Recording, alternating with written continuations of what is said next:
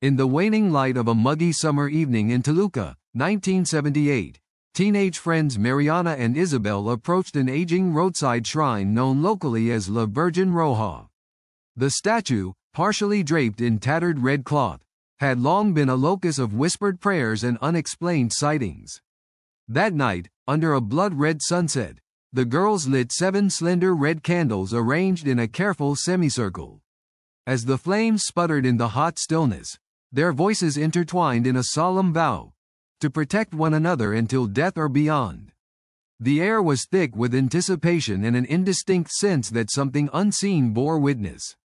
Locals who later recalled the scene often remarked how the candles' flames danced wildly, unaffected by the absence of wind, as if alive with a supernatural energy. The pact itself was more than a youthful oath. It bore the weight of ancient Mexican customs surrounding friendship, death, and spiritual protection. Red candles, often used in folk magic and ritual prayers, symbolize life force, passion, and sacred bonds. The shrine, nestled just outside the main road and shrouded by overgrown mesquite and cacti, was rumored to have been built on a site where tragic deaths had occurred. Mariana and Isabel, both from humble families, sealed their promise not just with words but with shared blood drawn from a small cut, a gesture that intensified the perceived binding power of the ritual. Their pact transcended friendship. It was a spiritual contract with an unsettling edge, invoking forces older than either could understand. Psychologically, the pact became a secret universe for the two girls, an intimate refuge from the harshness of their adolescent lives. Their nightly meetings at the shrine became a ritual of mutual reassurance, a defiance of loneliness and fear. Yet beneath the surface, some locals watching knew the pact stirred unease. Elder neighbors whispered about the dangers of meddling with darkness and spirits that do not rest easily. The risk was emotional as much as metaphysical. The promise, while comforting, tethered them to a fate neither anticipated. Only weeks after their vow, fate intervened mercilessly. On a rain-slicked highway near Toluca, Isabel's motorcycle collided with a speeding truck in the late hours of a restless night.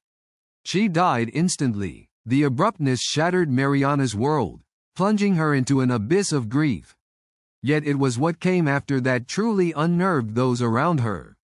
Just hours after the accident, Mariana awoke to a series of knocks at her bedroom window. The sound was soft but persistent, rhythmic, always occurring precisely at the hour they had lit their candles, midnight. Terrified yet mesmerized, Mariana initially thought it was a prank or an animal. But the knocks continued, every single night, always at the same time, growing heavier and more deliberate. Family members reported Mariana's increasingly pale complexion and restless nights.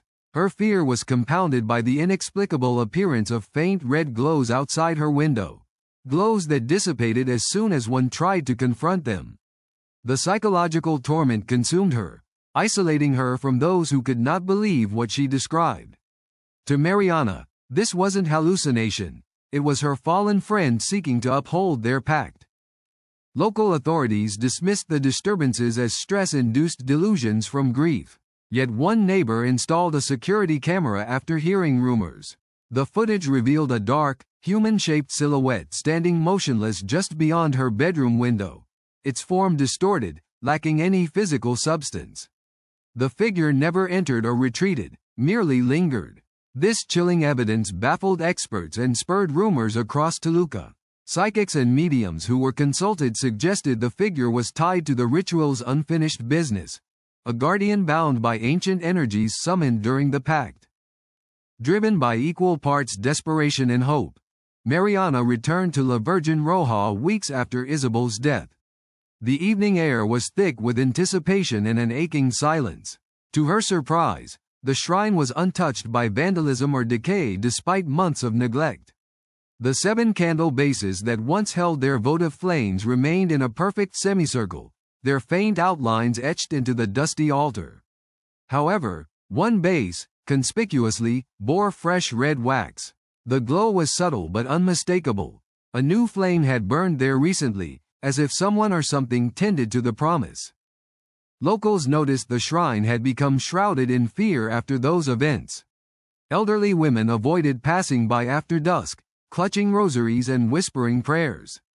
Children were warned not to approach the shrine at night, lest the restless spirit of Isabel, bound by the pact, reach out from the shadows. Paranormal investigators who visited found the atmosphere charged and oppressive, reporting sudden drops in temperature and fleeting shadows crossing peripheral vision. Some spoke of hearing soft whispers calling names or the faint smell of burning candles with no visible source.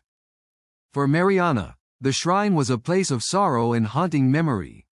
She confided to one interviewer, "I know she's there, waiting at the edge of the flames. We are tied forever." This revelation echoed through the town like a dark lullaby, reinforcing a belief that some pacts with the supernatural are irreversible, woven into the very fabric of place and soul. The shrine became a liminal space suspended between life and death, a testament to an unbreakable, spectral bond.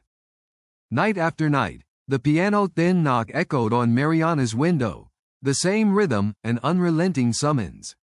Her family witnessed her fragile state, eyes darting toward the darkness as if sheltering from an unseen predator or clinging to a fading hope. Attempts to sleep became futile. She would sit by the window, trembling as the knocks grew louder yet never breaching the glass barrier. The oppressive atmosphere seeped into the home, unsettling even the family dog, which refused to enter her room after dusk. The recordings captured by the security camera became a focal point for local interest and skepticism. During one widely circulated viewing, viewers saw the apparition, a tall, dark form with indistinguishable features, pausing outside the window, the night's chill seemingly emanating from the screen itself. Paranormal experts weighed in, suggesting the figure was the spiritual residue of Isabel or an entity bound to the pact's energy. For psychologists, it was a case study in trauma-induced hallucinations and the power of grief to shape perception. Yet no logical explanation surfaced for the physical traces the silhouette left in the footage. There was no actual presence recorded by infrared or motion sensors. Despite desperation, Mariana refused to break the pact, fearing that breaking the promise might unleash worse consequences. Her story became a chilling reminder of how emotional bonds can transcend mortal limits but at a great psychological toll. She frequently expressed, "It's not just her knocking, it's a warning, a reminder that promises made in flame burn forever." Her plight transformed from isolated tragedy into a cautionary tale whispered among Toluca's youth and spiritualist circles. Decades after the original events, the shrine remains a site of eerie reverence and fearful avoidance. Locals pass it cautiously as night falls, aware of the pact's shadow. The legend of the Candlelight Pact is now entrenched in the collective memory of Toluca, blending sorrow, mystery, and caution. It serves as both a spiritual warning and a symbol of friendship's power beyond death, a duality that haunts the community. Local storytellers recount the tale each year, especially on the anniversary of Isabel's death, igniting lingering curiosity and dread. Paranormal research groups periodically visit the shrine, drawn by its reputation for persistent energies and unexplained phenomena. Investigators often report thermal anomalies, electromagnetic fluctuations, and the sensation of being watched. The site challenges standard explanations, compelling even skeptics to admit a presence beyond natural laws. These investigations maintain the shrine's status as a liminal point where the veil between the living and the dead grows thin, offering modern society a glimpse into enduring folk practices entwined with genuine supernatural mystery. Psychologically and culturally, the story underscores the human need to understand death, grief, and spiritual bonds through ritual.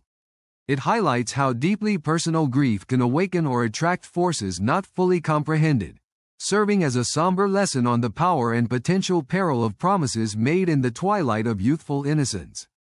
The Candlelight Pact remains a haunting testament to unresolved love, the energies we call forth unknowingly, and the unending pursuit of connection beyond life's fragile boundaries.